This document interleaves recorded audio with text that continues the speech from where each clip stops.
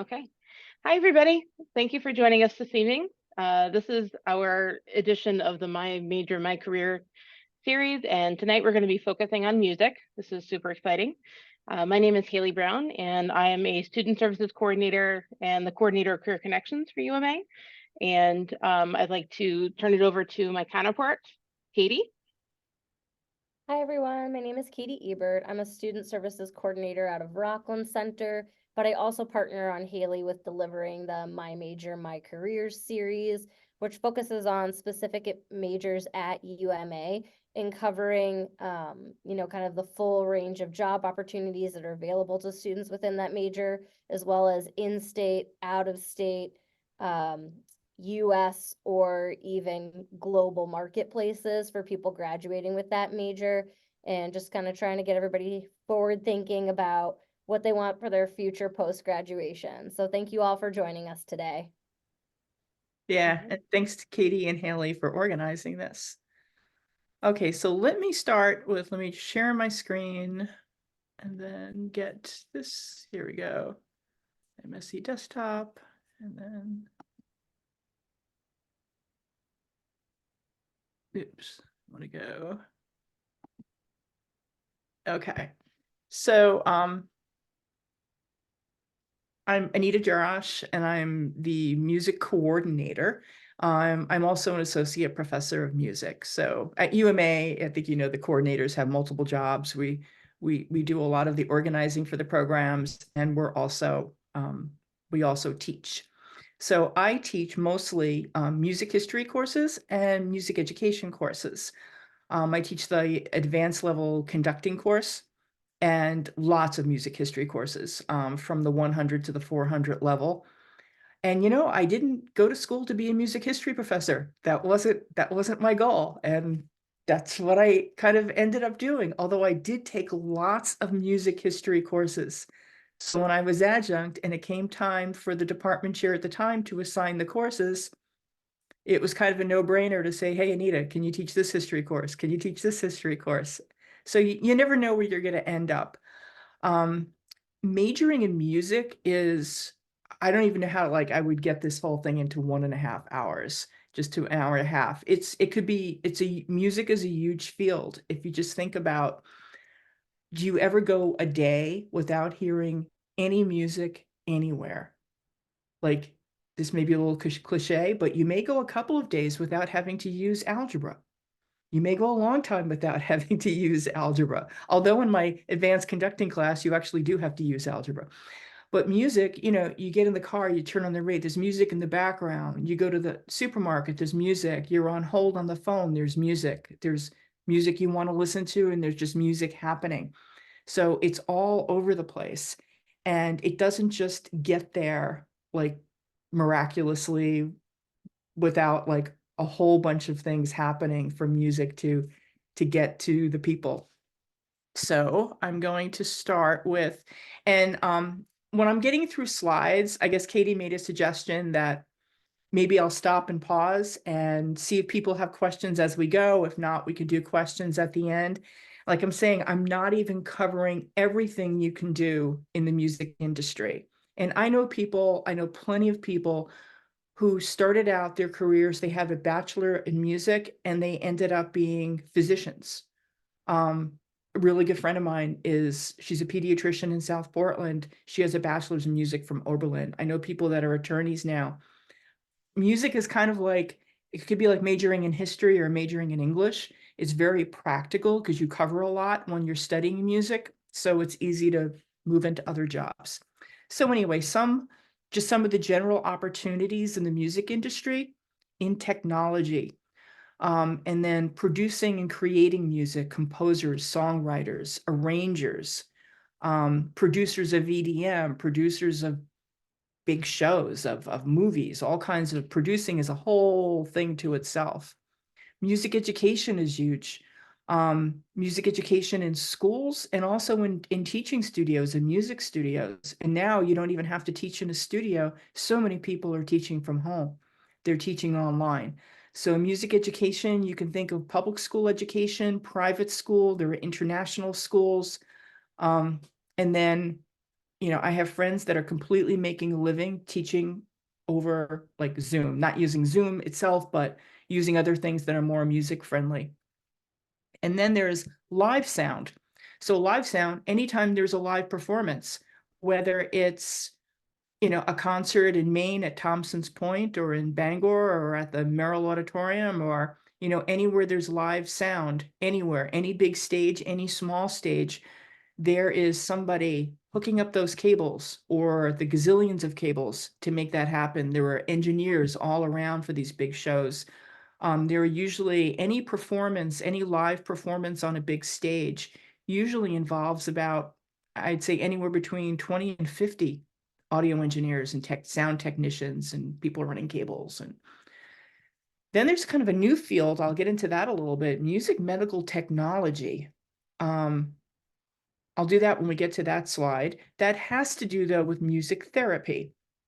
Music therapy came first really, and then music medical technology kind of came out of music therapy. Of course, there's a big one, music performance.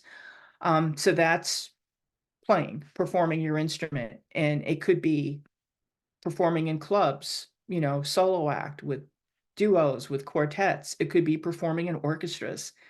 All kinds of things fall under music performance, doing shows, doing tours. And then there's the business end, music and arts management. People don't just go out and perform without anybody helping them. Somebody has to get the gig, book it for them. Someone's writing the contract. There are attorneys involved in music and arts management. It's a huge field. Some even directors of schools of music that aren't teaching, they're doing music management, music and arts management. Tour bookings is actually a whole separate field to itself. People that are booking live tours or even booking like Broadway show tours. And then there's the all-important music librarian for all of these big organizations, whether it's a traveling show, whether it's Taylor Swift's latest tour, whether it's a symphony orchestra, a summer music camp. There's always a music librarian in the background. Then recording studios. Recording studios are out there. People say that the recording industry is taking a big hit because of all of these home studios. They are not at all. There are so many recording studios in small areas like in Portland, Maine, and sometimes the tiny towns in Maine. And then of course, LA, Nashville, New York City, where these buildings dedicated to being recording studios. And there's also like working radio and television stations, which is recording. It's kind of like under the recording studio umbrella, but it's very, very different type of technology. Okay, so even though I know Sherry, you're away, but just some opportunities in Maine, and stuff like this are going to be in every state. And we're kind of a small state, small population, but we have public school teaching. You'll have these slides after this presentation but we use in Maine, servingschools.com. You go on there and you just search for music and you can get all of the positions that are open. Most public schools need Maine state teacher certification. Teachers in public schools have a tiered pay scale. So you get raises incrementally with how long every year, and also your degree. So if you start with a bachelor's, then you get 15 credits. Bachelor's plus 15, you make more money. Bachelor's plus 30, you make more money. Master's, you make more, etc. Private schools, also, you can go through Serving Schools in Maine. I don't know some of the other states, but everybody has their own websites for private schools. Private schools usually aren't as particular about teacher certification. They don't pay as well as public schools in general, but sometimes teaching at a private school has great perks, especially if it's like a boarding school. A lot of the teachers get to live at the school for free while they're teaching. And some of the private schools, as well as the public schools, will take teachers now because there's such a teacher shortage without complete certification or without even their degree finished. They'll start you as ed techs, educational technicians. And that could be a full-time job with benefits. We actually have a student currently, a music major, junior, who's an Ed Tech 3 in a private school in Massachusetts. He gets free room and board, he gets paid, and he's finishing his school while he's working, and he knows he has a job waiting for him.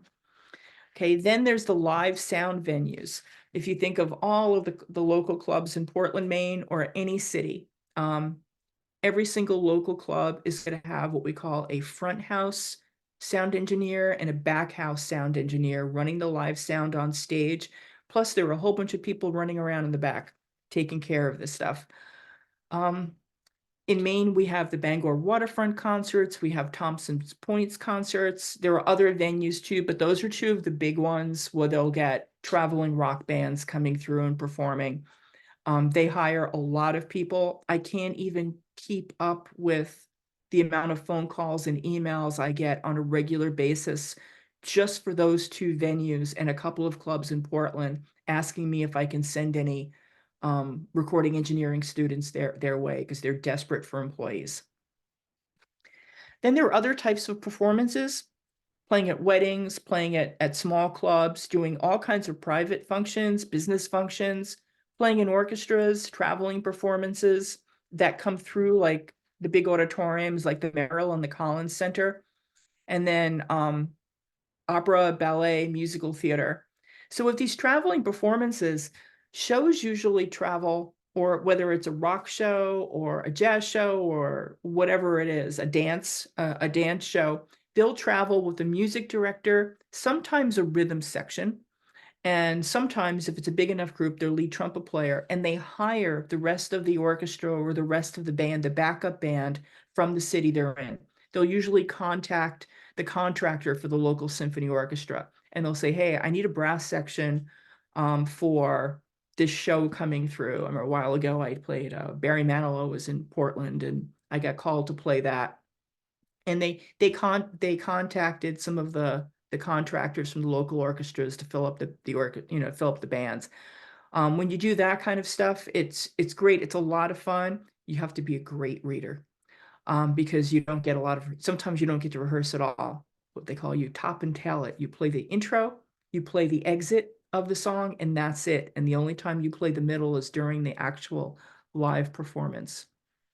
Like I said, then there's arts management, concert hall management, and then every radio and television station needs people with expertise in music technology. So I put down some, these are just some websites for national teaching. So School Spring is teaching jobs throughout the United States. NAFME is the National Association for Music Education, and they have all kinds of music teaching and other careers. And then if you go to state.gov key topics, just click on that link and you'll get all of the State Department overseas teaching jobs. And they could be looking for people to teach, music in the Philippines, to teach music in Germany, to have an orchestra in Malaysia. I mean, it's all over the world. So these are at the American schools and then some of the other international schools. And I was just on there last night just to double check that the link was working. And there were at least 15 music jobs internationally that were open. And most of them don't even require your state certification. And then wishlistjobs.com. I found tons of arts and humanities and also more teaching abroad from there. And then some other avenues, just a little kind of taste of avenues for international jobs. Places like Disney. If you click on that link, you're going to find Disney needs live performers for their parks, for their clubs, for their cruise ships.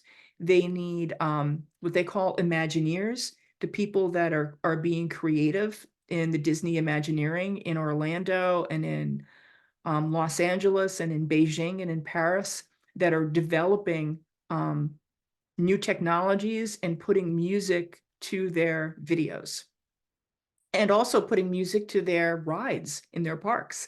And they hire musicians they hire, people with specialties in music technology to, walk around the parks and check decibels from, is this speaker the same volume as another speaker that's coming out in the park when you're walking around. And that's just one, that's just Disney. I mean, you think of all the parks in the US and internationally, and they all hire tons and tons of musicians.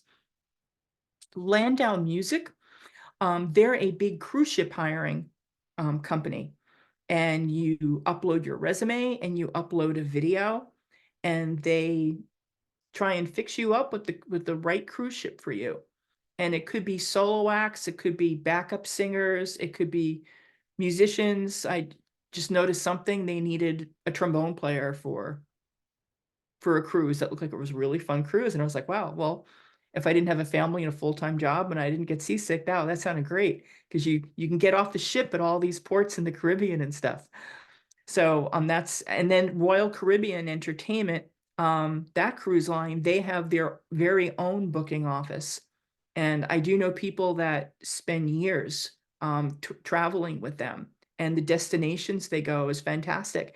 And after they they start out in the Caribbean, usually they can put their name in a pot and say, hey, I'd love to go to South Pacific on one of the I'd love to play on one of those cruise ships. And you get enough seniority and they put you there, and you don't even have to be a performer. They need sound engineers. They need managers, music managers. Sometimes they even need music librarians on these cruise ships. Okay, this is more of, live sound around the world, hotels all around the world. Like I said, cruise ships, large convention areas. Oops, that was a typo. That should have been convention areas, not concentration. Sorry about that. Such as Orlando, Florida, with Disney, ESPN, SeaWorld, and Universal all in one city. Las Vegas, they have thousands of musicians and people in music technology working in Las Vegas, Reno, Nevada too, all these big casinos all over. Outside of, I'm trying to think of the city in Missouri. It's not St. Louis. It'll pop in my head, but there's a whole area. It's like a little mini Las Vegas in Missouri where they have all of these casinos, and they hire hundreds of musicians. And then something people doesn't always pop in their head right away, but the military bands around the world. So if you go to that Department of Defense website, there are US military bands all over the US.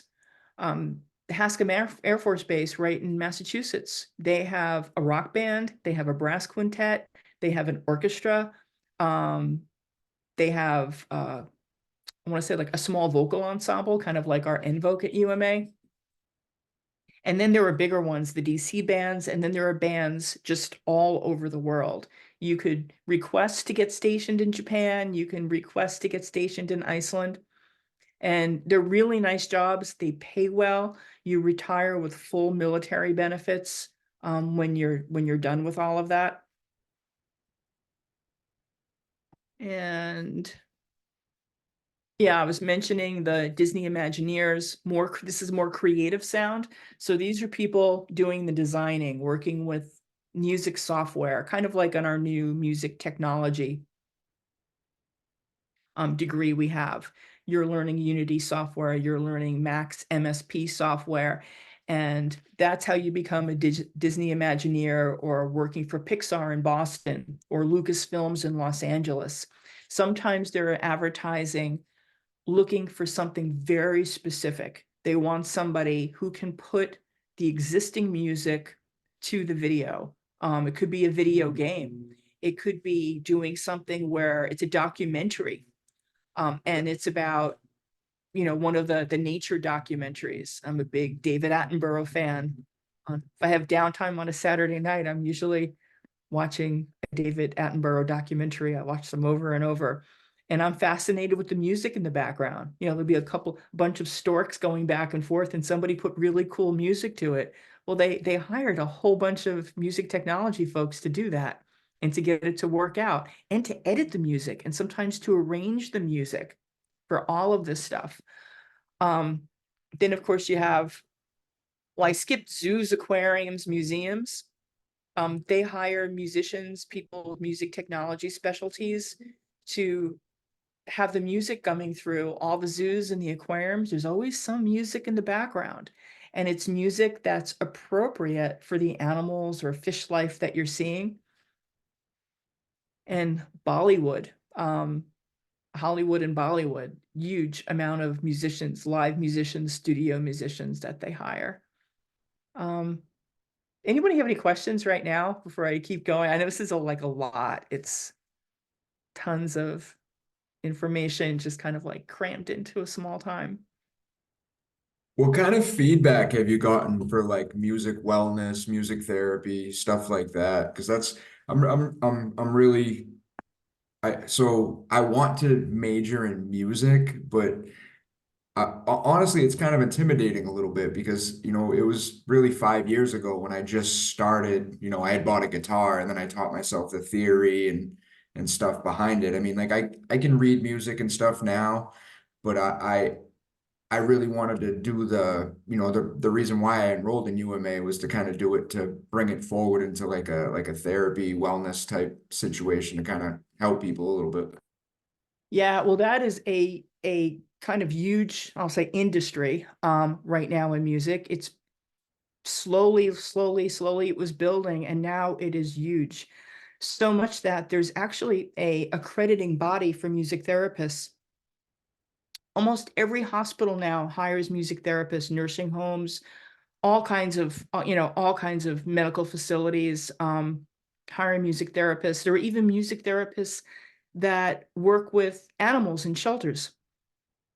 But you have to now, you pretty much have to be accredited. So you need a master's in music therapy. And to get a master's, every master's program has a different set of requirements. So what you have to do is look at the set of requirements for the master's program that you'd like to go into, right? The one that you're thinking, you know, you can look them up and see which ones. Okay, this seems interesting. This one I can do online. This one maybe I can do live. And then look at their specific requirements. And what we've done at UMA is we don't have a degree in music therapy, but we've had students do a self-designed minor in music therapy. One of our grads from last December, so December 22, Sylvia Phillips, is doing her master's in music therapy at the University of Indiana. And she needed a certain amount, specific courses. And so we built her a self-designed minor, and it was filled with psychology classes. But these were specific courses that the University of Indiana's graduate school needed for her to have to get accepted. So you have to look there. And of course, you do have to play. For music therapy, it's very helpful if you can play an instrument that's portable, like guitar. You know, or she's a violinist, but also plays guitar. That's a very portable thing. People who can play flute, that's a very nice instrument to bring into these facilities. So you don't necessarily need to be like the best guitarist, you know, at UMA, the best guitarist of your undergrad career, but you need to know enough that you can perform comfortably. And for music therapy, it's just kind of expressing your love for music for people that can really use it. But there are a lot of psychology classes you have to take.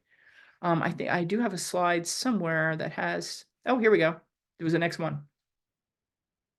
So music medical technology is a step past music therapy. So music therapy, the second one I have, you need a graduate degree and you need national board certification to be a licensed music therapist. It's like being a licensed social worker. So there's an exam you take. Now, music medical technology, they sometimes hire music therapists. Actually, if you go to this link for MedRhythms, MedRhythms started out in Portland. The guys who started MedRhythms were actually roommates of Dr. Matt Doobie, who's coordinator of our one of our CIS programs, and he also teaches at the grad school at UMaine. He does all of the data science and data visualization and all that kind of stuff. Well, two of his brilliant roommates boy, this is some dorm room they had, they started MedRhythms. And what they do is they have doctors on staff, music therapists, and recording engineers.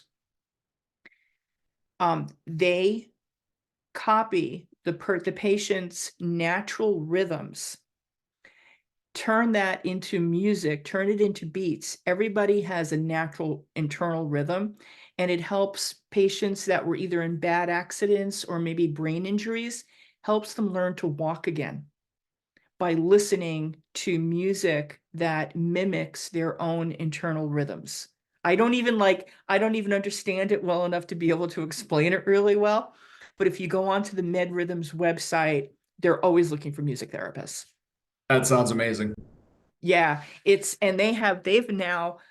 not like just like this whim thing. They have an office in Boston, they have an office in New York. There was a MedRhythms type place in Montreal that I passed when I was up there this summer. And they're working with like Goodwill and places that kind of like rehabilitation centers. There's the big rehabilitation center that outside of, well, it's in Boston. You see it right off Route 1 as you're going into Boston. I forgot the name of that big center, but they're using music therapy to teach people how to walk again that have had traumatic injuries. Yeah, it's pretty cool. And then, of course, music technology. This link will bring you to tons of music technology jobs right now, just in Massachusetts. Massachusetts is becoming the new hub of music technology. For the longest time, it was in Silicon Valley with the rest of technology startups. And Massachusetts, because of some old companies that have been there for a while, like Bose, like think of Bose headphones and speakers and everything. Well, Dr. Bose, who started that company, he taught at MIT. And Bose, of course, is huge. And then Avid is used. Isotope is huge. These are all companies that produce music software and music hardware that do things like, I'm not using it right now, I'm just using the speaker, but things like interfaces, like Focusrite interfaces. They're designed in Massachusetts. But Massachusetts ended up being kind of a natural place for this because of MIT being there, because of some major universities. Worcester Polytechnic University, they have a whole major in music technology and also instrument development. They have, they're developing like electric guitars for the future at Worcester Polytech right now. And they're also starting to work with music technology in their, what do they call it? Bioengineering. This is really weird, but they're trying to like build replicas of people that have certain rhythmic qualities. I don't understand the whole thing, but it's pretty pretty advanced stuff. So this is that's what bioengineering is, and they're also like changing bioengineering. You know, they change genetics of animals and mice and all that kind of stuff, but they're using music technology and bioengineering at WPI, and I'm sure they're using it at MIT as well. So music technology is a growing field. Oh, before I go to the next slide, actually, do I have it on the next slide? No, I don't. That talks about us. But I'll go back to this one. When I was this past summer, I was in Montreal and I was at the University of Montreal for a French horn workshop.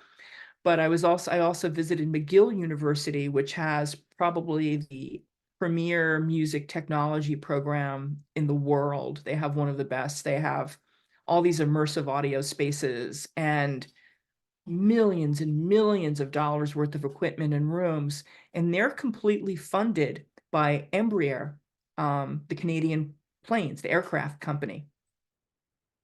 So Embraer completely funds them. Maybe they get funding from somewhere else too, but I know that one of the things they do with music technology at McGill, how they get their money to do other cool things, is they design using sound waves the systems that keep planes flying on autopilot. I know there's a technology place in Boston called Draper Labs. They actually do a lot of things for the Department of Defense, and they hire people in music technology that help the guided missile systems fly straight, because that's all sound waves that help missiles fly straight. So it's some of the things being done. If you're, I should maybe send links out for McGill University's music technology department. It's really, really cool. Okay, so here are some pathways just at UMA. Okay. And just to explain what some of these degrees are, because this is like a lot of schools have degrees very similar. So the degree we've had forever, we still have, is the Bachelor of Music in Contemporary and Popular Music. So we're kind of specifically going for the contemporary music. You can major in rock guitar, you can play in a heavy metal band.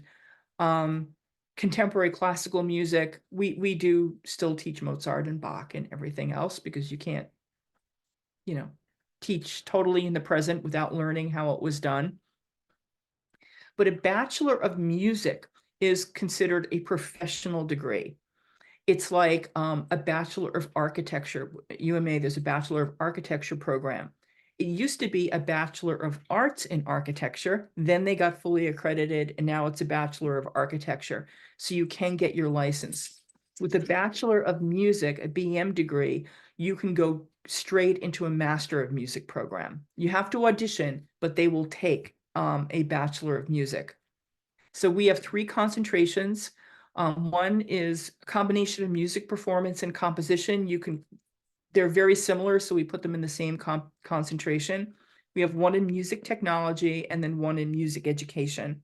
The one in music education, we have students from all over the world in that, but everyone has to realize that it's designed for Maine state teacher certification. So people living in other places have to make sure that they look at their state certification and they take the courses. It's usually some additional courses they'll need.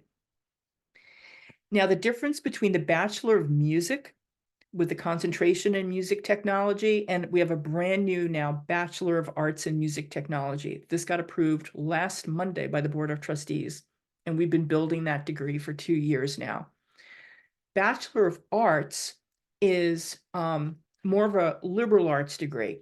You have a lot of music courses, a lot of music technology, but you also have a lot of room in the degree to experiment with other things. You can take some courses in new media. You can take courses in computer science. You could take maybe more English courses. Maybe you want to explore music technology and documentary films, or music technology and business. So it gives you, there's a lot of leeway in there. I think there's about, I should know the exact count, but I think we have like 17 credits of electives built into that program. Whereas the top one, the Bachelor of Music with the music technology concentration, you don't have a lot of leeway as far as the electives, because it's very specific. Just like you have to follow, when you're a student, you have to follow the rules on your check sheet. We have to follow the rules of the higher ups that accredit us. So we have to put certain things on our check sheets. Then we have the Associates of Science in Contemporary and Popular Music, which is just basically the first 2 years of the Bachelor of Music. There's no such thing as an Associates of Music, so we had to call it the Associates of Science. And then we have a 30-credit certificate in music technology. So there are a few students right now that are in the music education concentration that also like music technology, and they're doing their certificate in music technology. And they're hoping that may even help them like get a really good high school teaching job, because they can maybe also teach Pro Tools or EDM, or help run the gear in the auditorium for the musicals, that kind of stuff. So we have a little bit of everything. The Bachelor of Music, the Bachelor of Arts, Associate of Science, and the certificate. Oh, another big difference between any Bachelor of Music and a Bachelor of Arts. Bachelor of Arts, you apply to the school, you put down that you want to be in the Bachelor of Arts in Music Technology, and it's the general rules for who admissions is going to accept that you're going by. So as long as you have whatever the minimum qualifications for UMA, you will go right into the Bachelor of Arts. The Bachelor of Music, you have to have an audition and you have to have a theory placement test to go into it, because you have to start off in Theory 1. So we can take people that aren't doing great on the audition. If we see there's a strong desire, our instructors can get you caught up. The Bachelor of Arts is easier to get into. And also in a Bachelor of Music degree, there are juries.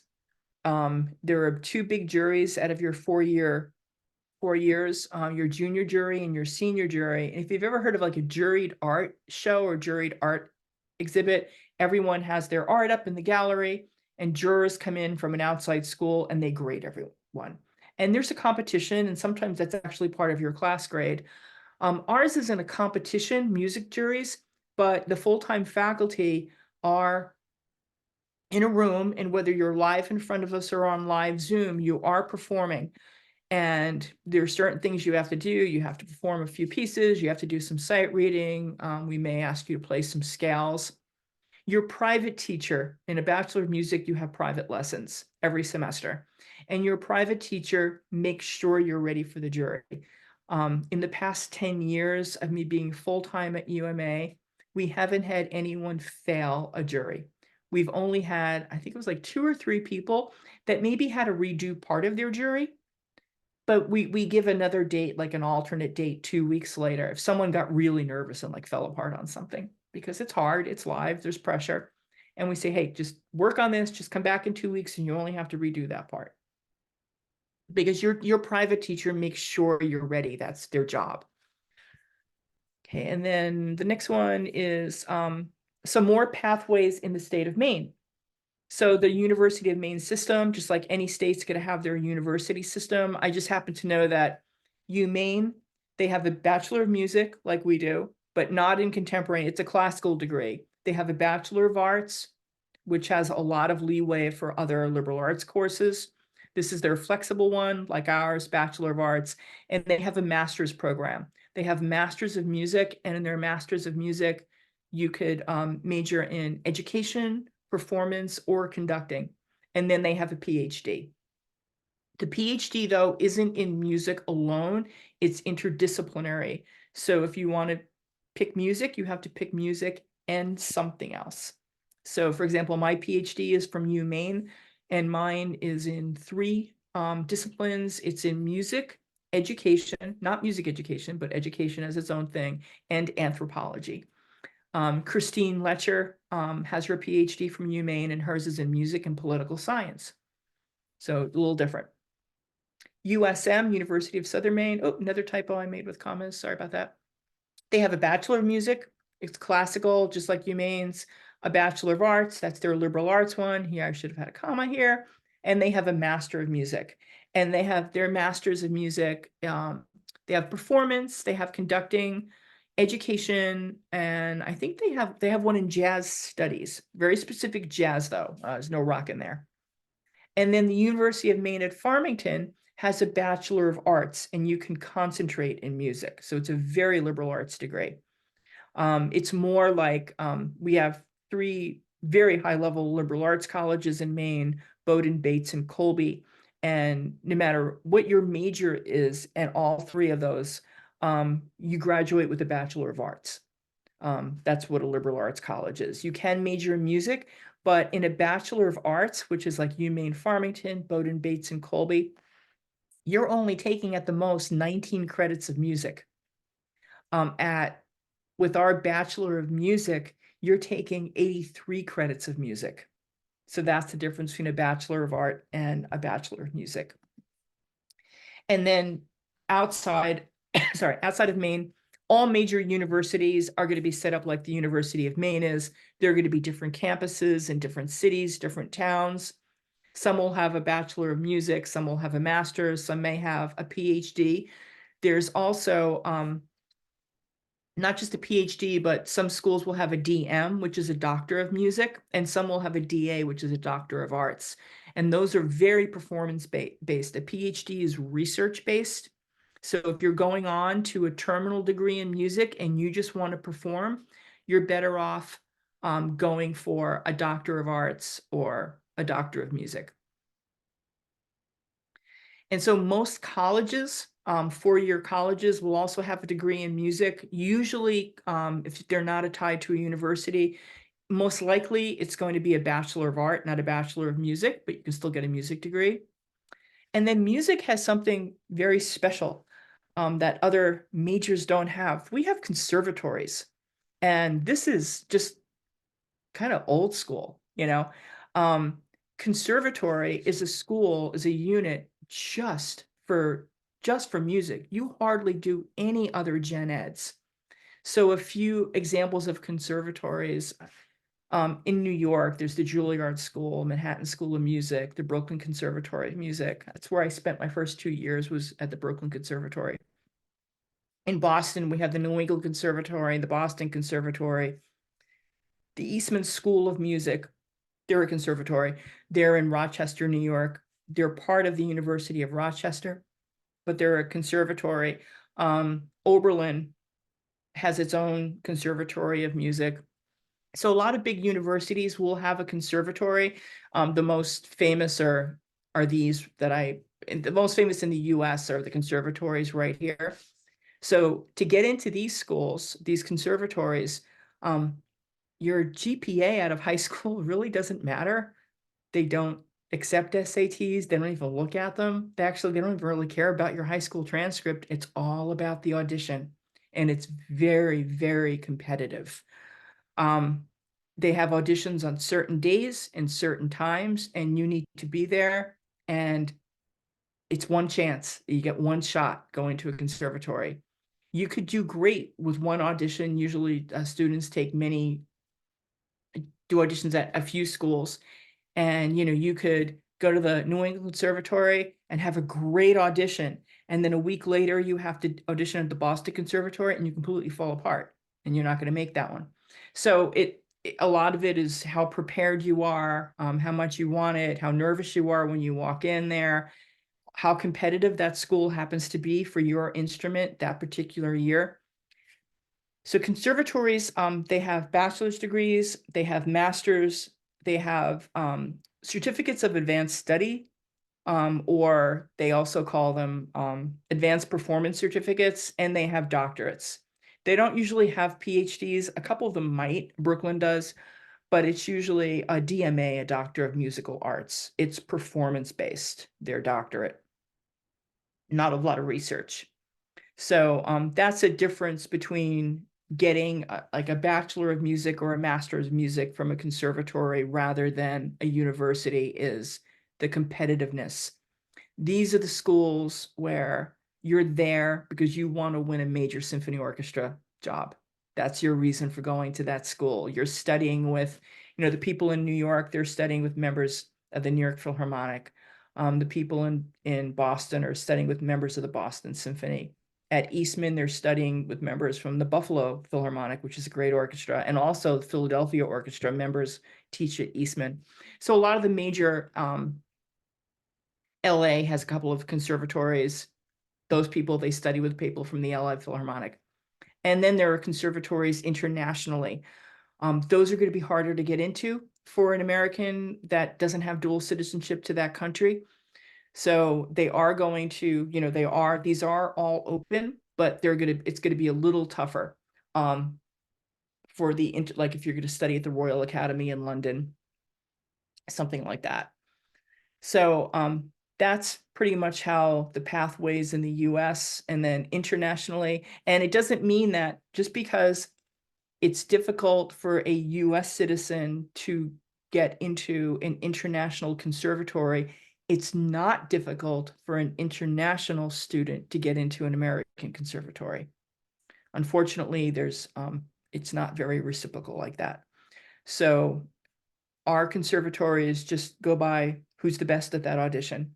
They may have, they'll have hundreds of violinists, and you do a pre-screen. You do a video that they weed out everybody but the top, 50, and they probably only take 10. With instruments like wind instruments, sometimes they only take 2, and hundreds will apply. Okay, so that's, if you're that competitive, go for it. So my background a little bit, and I definitely got here very non-traditional way. So Arthur, you were saying that, you just started everything 5 years ago. That's like perfectly fine. I'll start backwards. So I went to the Brooklyn College Conservatory. I attended for 2 years. I didn't graduate. I was a very good sight reader. And I started doing national road tours of shows because of one of the people I studied with was a trombonist on Broadway. And I also studied with the bass trombonist of the Metropolitan Opera. So I had great training. I was a good reader. They need great sight readers playing shows. And I decided being a poor college student wasn't nearly as fun as traveling around the world in pit orchestras playing shows. So that's what I did. When I came back to Maine, from Maine, when I came back to Maine with my husband, wanting to start a family and everything, I finally finished. So, oops, I put 2021. No, it's 2001. Oh my gosh, all my typos. This is what happens when I'm not speaking it, when I'm typing it. So that should have been 2001. So you see the big difference there. Okay, you can see my age. From 1982 to 2001, I went to UMA to finish because of their acceptance of non-traditional students. Here I was 38. I was like, I really want to finish my degree. And it's because I was working in technology in the meantime. I was working on computers. And I was still playing. I was playing professionally, but I didn't have a degree in music. And I was working for Cole Haan in Yarmouth, and they were bought out by Nike. And my boss said to me, he goes, there was a promotion that I applied for. And he says, I got to tell you, you can't get it because Nike won't promote if you don't have a degree. I went, but I do the work. He's like, you have to get a degree. I'm like, all my credits are in music. I don't want to start from the beginning. You know, I'm 38. I'm going, oh my gosh, I have like 60 credits in music. And then he showed me his degree on the wall. I never looked at it. He had a degree from Oberlin. He was a violinist. I was like, really? Yeah, he got his master's in performance, very bad tendonitis and had to stop playing professionally. So he talked me into going back to UMA. So he goes, just finish your degree in music and then Nike will promote you. And then I was having so much fun with music. I just said, well, I don't have to work in computers anymore. I'm just going to be a music teacher. So he talked me actually out of my job. And then I went right on. Then I just kept going. So I got my master's in performance at UMaine and then finally my PhD from UMaine, just because I was already teaching, so it was free. I was already teaching for the system. So that's what I ended up doing. And I think that's my last slide. Oh, look at this. Haley's so great. She actually put all this contact information for me. Thank you, Haley, or thank you, Katie, whoever did this. They put No this problem. last slide. I didn't even think of doing that. And Eric Allen is awesome. Eric is so awesome. We graduated UMA together. So we were classmates at UMA, and he stayed on and became he works in the advising office, and he does advising for a few programs, but because he went through UMA's music program, he's a great person for giving all kinds of advice. You can talk to Eric about anything. You don't even have to be talking to him about your current wish list for that semester. You could say, hey, Eric, I'm really thinking about music therapy. Do you know of any like good master's programs, or there are courses you think I should be taking? He'll find out. He's great with all that stuff. Not that Haley and Katie aren't, they are equally great, but Eric has a degree in music. So, and he knows the history of the program. So I think wow, I did that pretty quick. Okay. It's okay. Yeah, I was We can gonna have open it up Haley. for questions. for Don't sure. goose me if I'm getting stuck on something and slowing down because I didn't time myself. Oh no, you're good. Yeah. So Arthur, you have definitely music therapy is it must be such a feel-good thing to do. So I kind of have probably an oddball story from anybody here. I'm at MCC Wyndham. I'm doing Okay. UMA online. Yep. Peter Savidio, he's the principal here. He's been helping me a lot. And he worked with me to get enrolled in this. I've actually been in prison for 21 years. So like I've always loved music. I've always been, it's always been a huge part of my life. I didn't actually learn to play, at least learn to play anything like worthy, up until about 5 years ago. And when I did, I just kind of dove head in, and I would spend 10, 12 hours a day studying, and I would get every book and thing that I could learn. And, here I am, a few years later, and I pretty much run the music program here. And throughout the week, I have two music theory courses and guitar, drums, and now I'm starting to teach piano or the keyboard. And I've seen it change people. I mean, it's myself included, but I'm actually seeing the change in people from going from seriously depressed and down and out, and then they just something simple, even not even like really learning an instrument, but just you know getting into the music or trying to do something, it completely changes them. And I think it's something that if I kind of went with it, I believe that I could make an impact. Oh yeah, with your personal story, yeah, and music is very healing. I mean, I think we've all had that, whether we're studying music or not. Sometimes you're just in the mood for a certain song or songs. You listen to something and it brings back memories and it brings certain feelings. And I think what you're doing right now with running the music program there is just completely awesome. You're probably changing a lot of lives right now. Yeah, thank you. Peter's always telling me all the time I'm doing good. Yeah. I really wanted to do the college as far as UMA to, I always had, I've always been the type to learn things, but I never really pushed towards like, crediting myself or the certificates or whatever. I went through Coursera, and I did several through Berkeley, University of Edinburgh, and stuff. And I went right through all the music theory courses and stuff like that, which is kind of why Peter pushed for me to enroll into UMA. Yeah, you're gonna feel great when you get the college degree in your hand. It is nice, to have that. And Sherry, you're a songwriter, so that must be a great. There's something very kind of like, I want to say maybe healing, but so like emotional about writing songs, like something you have in your head, and then like I can never do that. I am very envious of people that can write songs or compose music. Yeah, thank you. It's been interesting because I wasn't always that way. I was trained classically in piano and was really great at reading music. I still am. And then but I have this huge performance anxiety. So I actually don't enjoy playing in front of people, and I'd get pressured, like, why don't you play? And I just couldn't. And so I went to the School of Rock for like a month or 6 weeks. And, if you're aware of it, it's just they kind of teach things differently and really focus on Yeah. kind of the chord progressions and whatnot.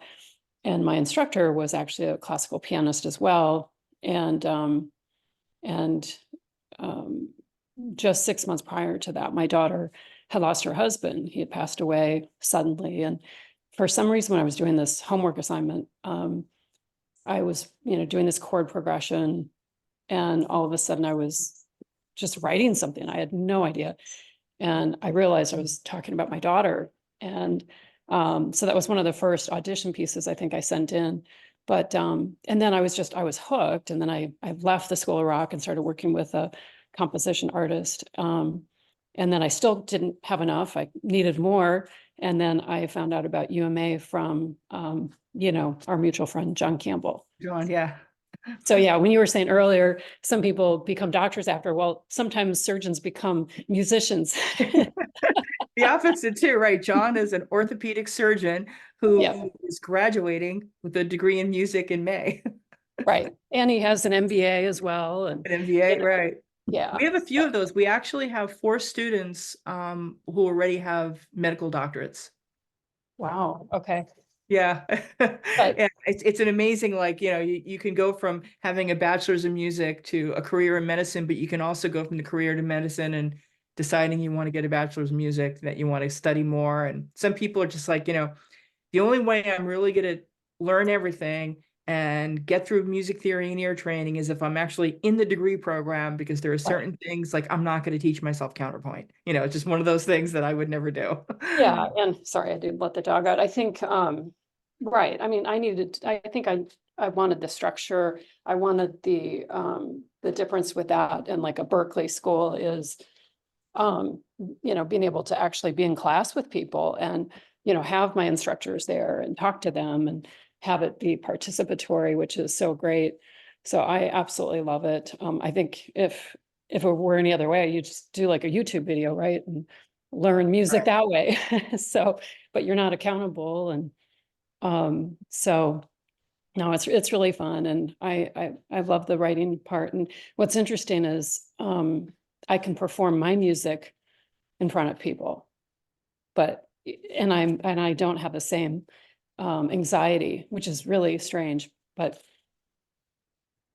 You can perform things that you wrote yourself. Yeah. And the performance anxiety is huge. I mean, I have it. I'm a professional musician, but I'm a bass trombonist. So I'm in the back of the orchestra. There's 60 people in front of me. And yeah, when I come in, it's loud and people are looking back there when the trombones come in. But I have all of these people in front of me. I can't stand or sit on the front of the stage. I will shake uncontrollably. I could but be on you the same figured out a stage, way to but get around it. So that's but good. it, but it's but So it's could you play where by where yourself I'm if you sitting. had to as a soloist? Or do you think you would just freak out?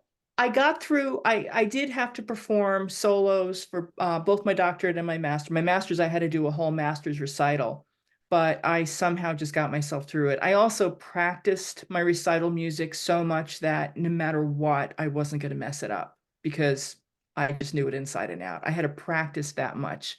It's like, the saying that you probably hear from your private teachers all the time, you don't practice something until you get it right. You practice something until you can't get it wrong. I love that. Like when you're going to perform, you have to practice until there's no way you're going to make a mistake. So when you're getting ready for a recital, that's one way of getting through the nerves. Or for my jury. From a jury, right. From a jury too. Yeah. Juries can be nerve-wracking. But maybe for you guys, it's not so nerve-wracking if you just see it's just me, Christina, and Lindsay sitting there. It's really not so bad. When I first started learning, I had I was just learning like everything in like the key of G. And I literally got up in front of like 20 people and I had like 3 songs down and they were all in the key of G. And I was like, listen. That was my first time with music. Yeah, then you realize there are a lot more keys to play in. There are a lot of different scales. Yeah. Oh yeah, definitely past that now. But it's just thinking back what you were saying as far as Yeah. like the on stage nerves or whatever. I just think it's funny because I was I was so nervous, but I had literally spent hours and hours and hours just doing these like 3 chords, and I was like, I'm gonna get it. Gonna get it. Yep. You did it. You did great. So, you guys have questions on anything else, or I know Sherry, you've got a great teacher. You're still with John, right? John Merriman. I'll be back with John in the summer. I similarly like the John in the jazz ensemble. And so I'm working with Thomas. Oh, okay. Okay. As really from a jazz standpoint. So Yeah.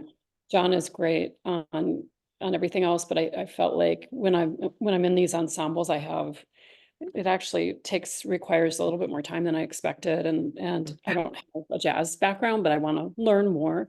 So that just seemed to be a better use of time to do that and then save John for my stuff later. Yeah. Well, when it comes to your stuff, and that's something that I really don't know a lot about, and I sort of left that out a little bit. And I just want to mention that I put producing in there, being producers, but producing music now is so complicated. And you can be a songwriter like Sherry and like, well, how do people like hear my music? How do I get my music out there so someone's interested?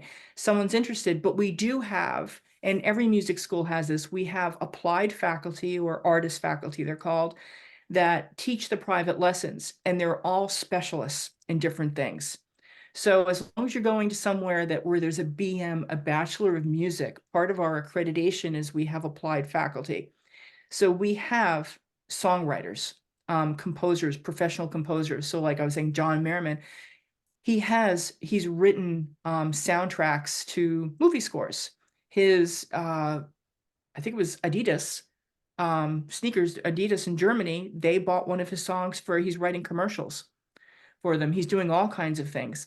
And so if you're studying with someone like that, he can help you get your music published. He can help you get your music to where, show you how to get your stuff on SoundCloud. What do these big online cloud music servers, how do you do this? What's the music business part of it? So when you study with these individual people, they're all experts in their field and they can help you. Like if someone's studying trombone with me, I know how to help them find work as a That's trombonist. actually a lead into a question that I kind of have for anybody sure. that's coming in to watch this after the fact, since it's recorded. Is what would your advice be to people who know what they want to do, but now they need to connect what they're doing with a network, and be networking themselves as they're working through their degree so that they can land the job that they want upon graduation? Yeah, that's where the private teacher comes in. Because it's hard to ask those specific questions like to your theory instructor in a theory class or your music history instructor. So your advisors, the music faculty, the full-time faculty, we're all advisors. So is Eric. We could answer some of those, but it's mostly your private teacher. So if you're doing audio recording as a private lesson, like that's your, what we call emphasis instrument, because contemporary music school, it's not just like, like here's my viola here. I'm learning viola. I've got my trombone over there. So it's not an instrument like that, but composition can be your instrument. Songwriting can be your instrument, audio recording. And if you're studying with like Noah Cole, he can tell you, you live in a certain area. He could say, hey, so-and-so was looking for someone. Why don't you get some live sound experience? Here are people you can contact in your area. Here are some names, especially for the people that are in Maine. We know the areas, but I also know people around the US, and I know some people internationally too, to point people in the right way. So with my students, with my trombone students, I can help them with how to find jobs. The music education students all work with me too. I can help them with the teaching jobs. Noah and Anthony can help people with audio recording jobs and with writing EDM. John Merriman in composition, and Lindsay, our new professor, who's also a composer. Lindsay knows how to write grants to have her music performed by orchestras. So if someone is getting into that type of composition, if that's what they want to do, they're like, I love writing music, but how do you be a composer? Like, how do people buy your music? Well, that's when your private teacher would be John or Lindsay, or maybe take a couple of semesters with Lindsay, a couple of semesters with John, and they will help you make those connections. So that's where music is different than all other majors, because we have that one-on-one. It's almost like an apprenticeship type thing where you work with something, or almost like kind of like in the Indian classical tradition where you study with one person for, you're not going to stay with us for 30 years. Hopefully you'll eventually graduate and move on. We want you out. But if you build up, you build up a relationship with your teacher after a few semesters or a few years, we can really start pointing you in the right direction, because we've all done it. Because we don't hire people to teach an instrument just because they happen to be good on that instrument. They're all professionals on their instruments. So that's one thing that's very different about being in a Bachelor of Music program. Did that answer your? Yes. And then can you talk a little bit about what somebody's availability might need to be to make it inside of this industry?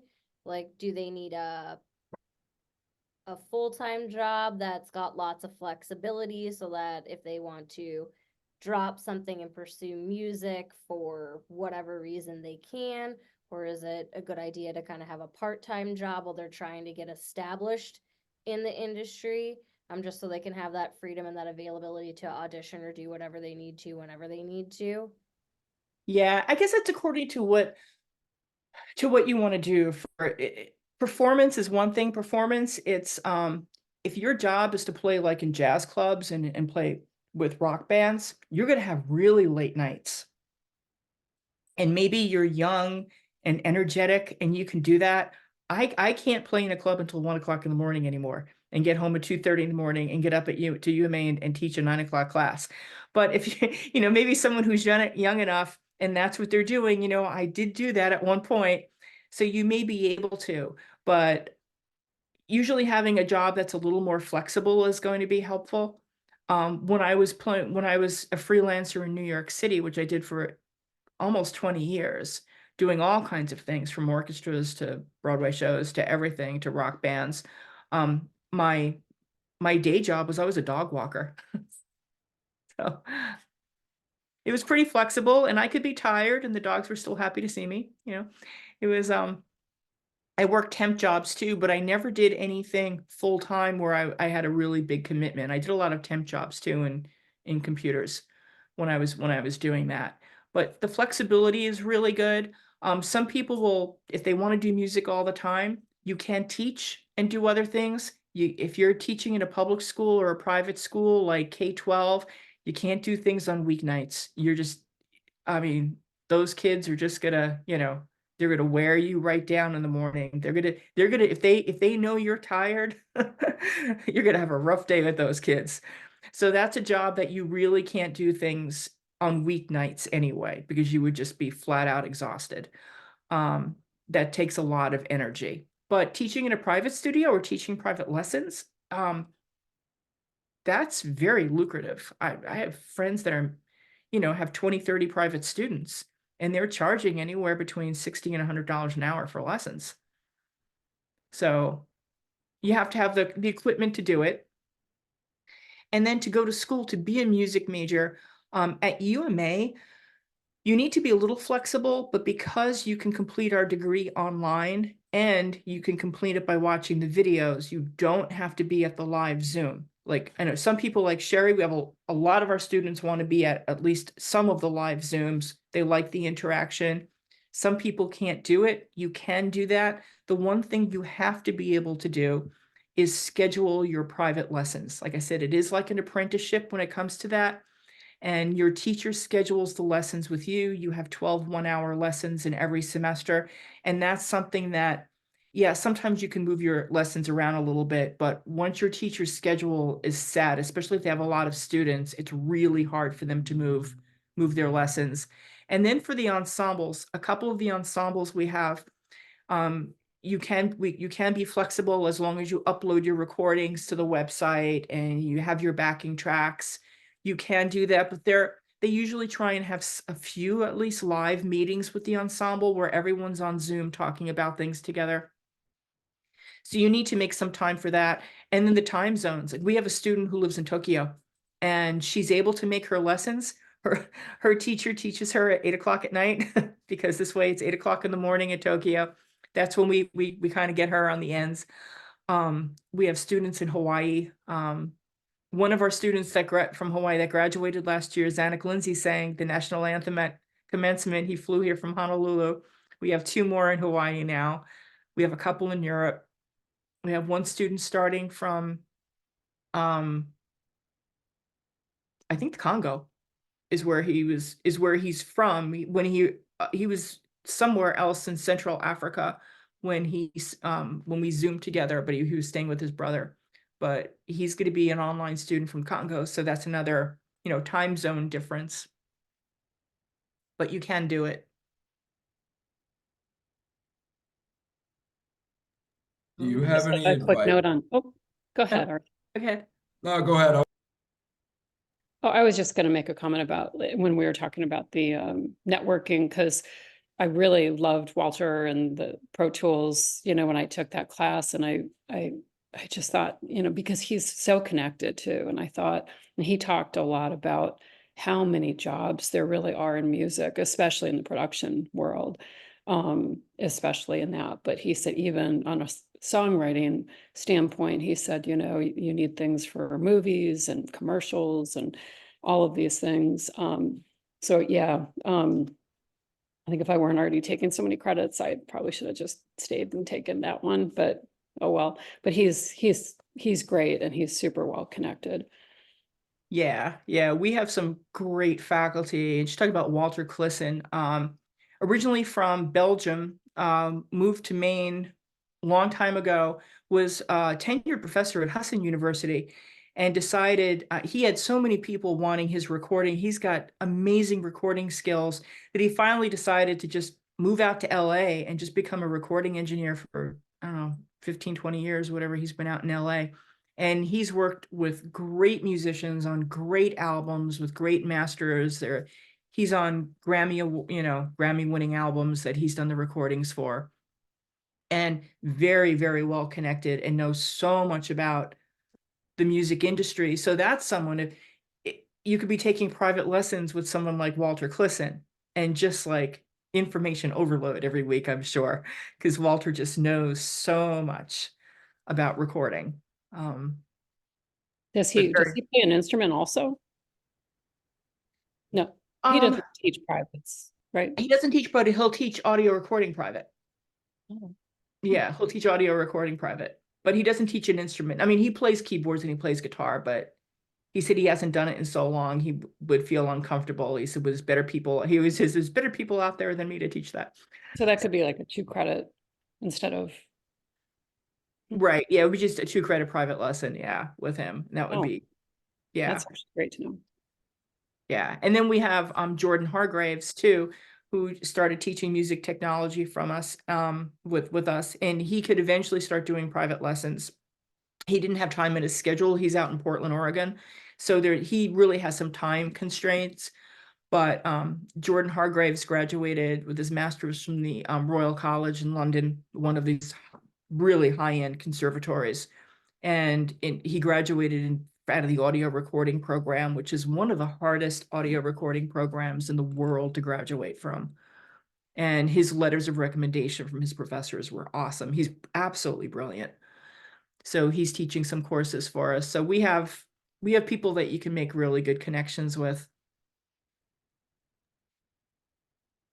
All right. Well, this has been a wonderful discussion. I'm sure we could probably go all night with this. Yeah.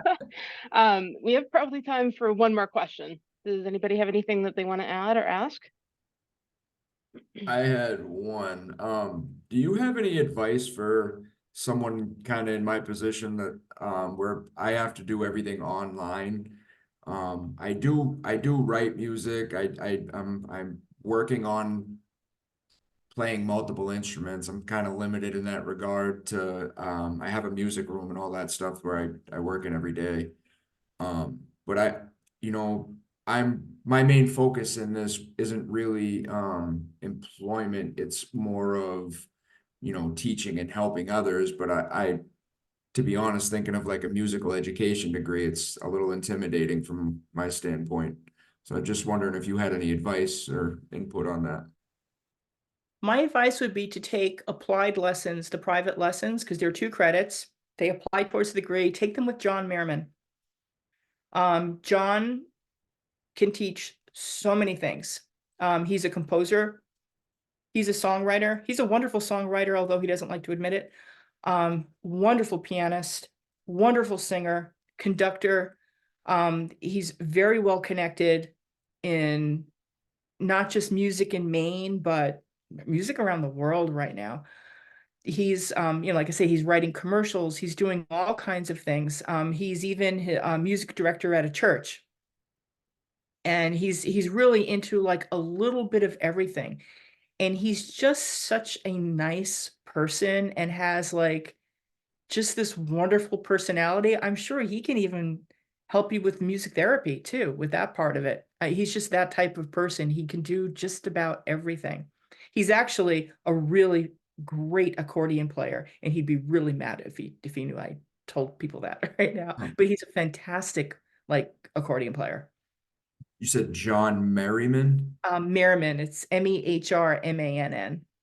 but he would be the Thank you. person. If you end up talking to me or Christine or Eric Allen and advising, just say you wanted to register for lessons with John, and So speaking of that, when does summer, sorry, Haley, one more question. When does summer enrollment begin? it begins, boy, I just had that document open for, I think for majors on April, is it April 1st is when they can start? And then April 1st. non-majors on April 8th, is that correct? Yes, and we should get the spring or for the summer and fall scheduled on March 18th. So that's when wish list open. Right, but what happens though is Trisha can't get, and Charlotte, all the applied lessons because we have all these different numbers of lessons and all the levels. It's all just one-on-one.